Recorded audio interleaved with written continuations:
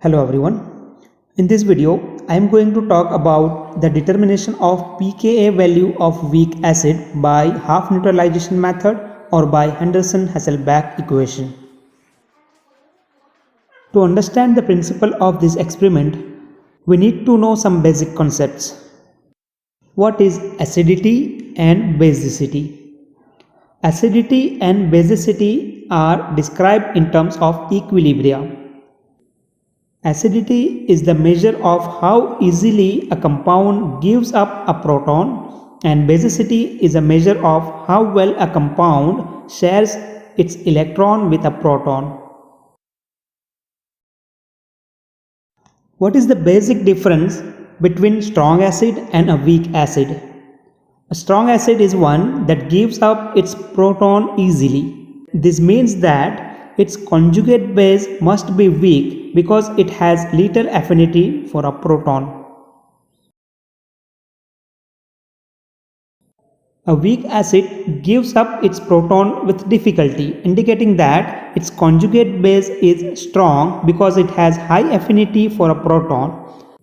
So, the stronger the acid, the weaker is its conjugate base.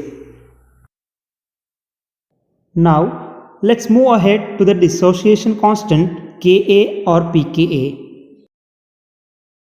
Actually, when a strong acid, for example hydrochloric acid, is dissolved in water, it dissociates almost completely, which means that the products are favored at equilibrium.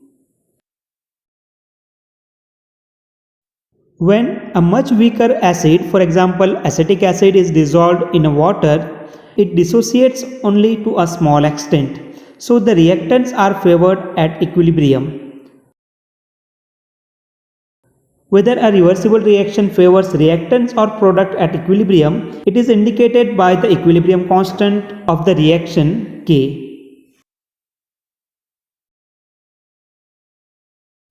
The degree to which acids dissociates is described by its acid dissociation constant. The acid dissociation constant is obtained by multiplying the equilibrium constant by concentration of the solvent in which the reaction takes place. The dissociation constant Ka represents the strength of an acid. The larger the acid dissociation constant, the stronger is the acid. For example, hydrochloric acid has an acid dissociation constant of 10 to the power of 7, whereas acetic acid has an acid dissociation constant of only 1.74 into 10 to the power minus 5. For convenience, the strength of acid is generally indicated by its pKa value rather than its Ka value. The pKa value of hydrochloric acid, a strong acid, is minus 7, and the pKa of acetic acid, a much weaker acid, is 4.76. Now, according to pKa values, we can classify acids in different classes. For very strong acids, pKa is less than 1. For moderately strong acids, pKa ranges from 1 to 5. 5 to 15 is for weak acids, and pKa greater than 15 indicates extremely weak acids. Let's move ahead to the principle of this experiment. When acetic acid is titrated against strong base, it forms a mixture of acid and its salts. During the course of titration, acid concentration decreases and the salt concentration goes on increasing. During any stage of titration, the pH of this buffer solution is explained by Henderson-Hasselbalch equation for weak acid. The equation is the pH of the solution is equal to the pKa plus the logarithm to the base 10 of concentration of salt divided by the concentration of acid. Here we are going a look at the specific case. Let's imagine a situation where we have a concentration of salt is equal to the concentration of acid. Then we will have the same number at the numerator as well as the denominator, and it is simplified as 1. Now the equation becomes pH is equal to pKa plus log 1.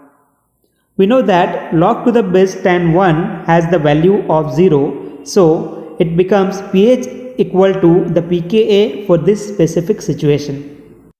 Therefore, in this situation, if we know the pH of the solution, we can say it would be equal to the pKa. This situation is possible at half neutralization.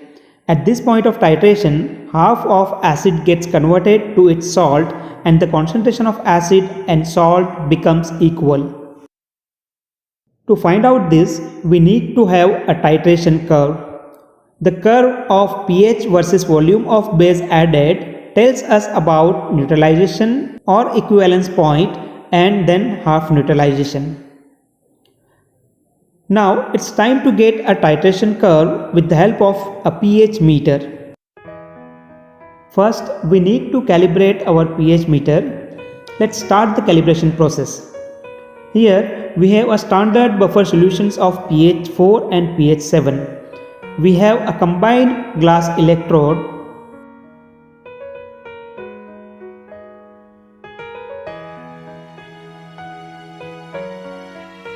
It has to be attached to a potentiometer.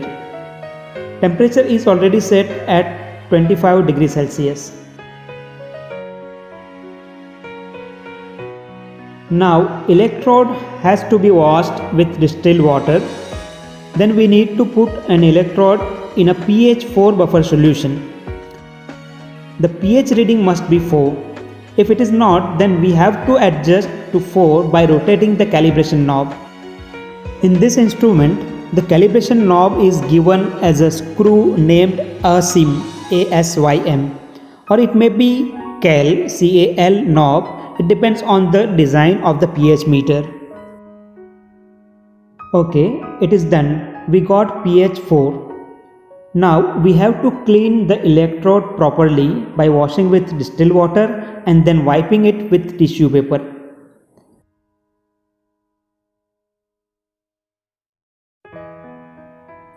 Now put the electrode to pH 7 buffer solution. Reading should be stabilized to 7.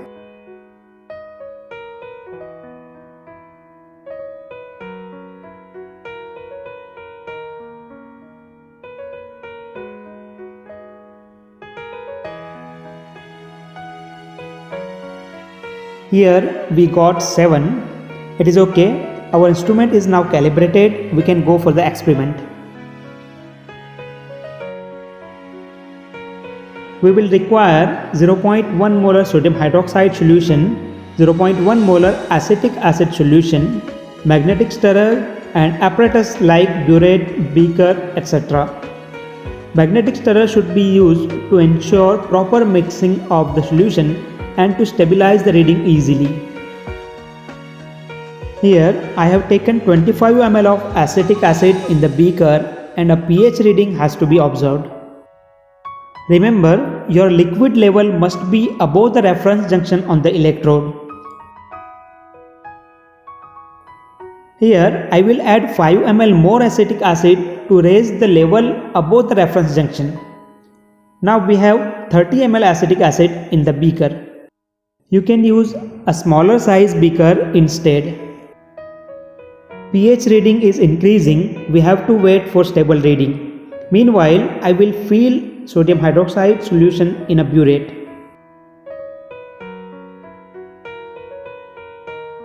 Here you can see the pH reading of acetic acid is 2.65.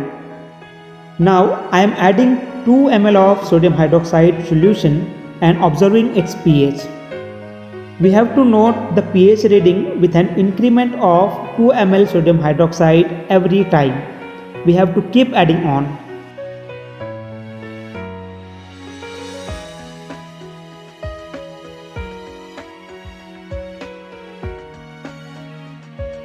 pH readings are gradually increasing, but at the equivalence point it will increase abruptly.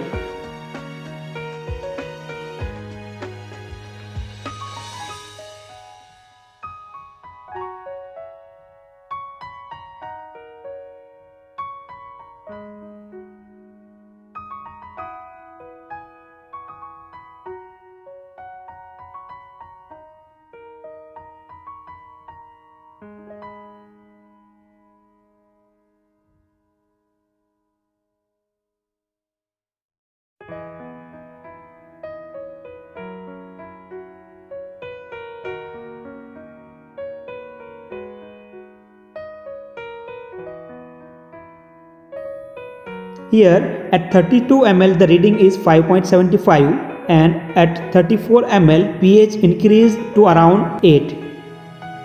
This sudden increase in the pH indicates the equivalence point, and what we called it is the complete neutralization of acid. We have to take 4 to 5 more readings above this point. Further increase in the pH is due to the increase in the concentration of OH- ions.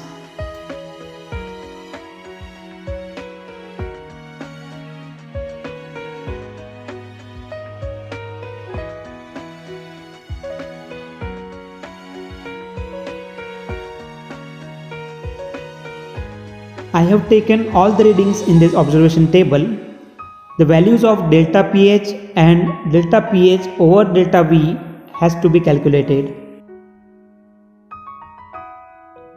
Now we need to plot a graph of delta pH by delta V versus volume of sodium hydroxide added. From this graph we will have a clear idea of neutralization point, and then we can calculate half neutralization point.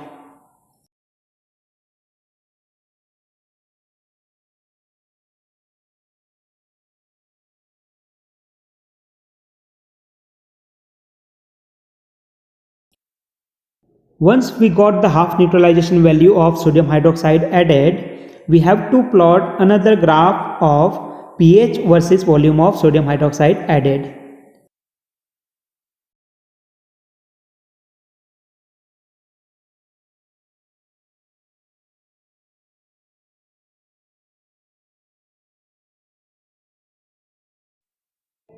On this graph, just we need to find the corresponding pH value of half neutralization. This pH is the pKa of our weak acid, acetic acid. That's it for today. Keep watching for more updates. Thank you very much.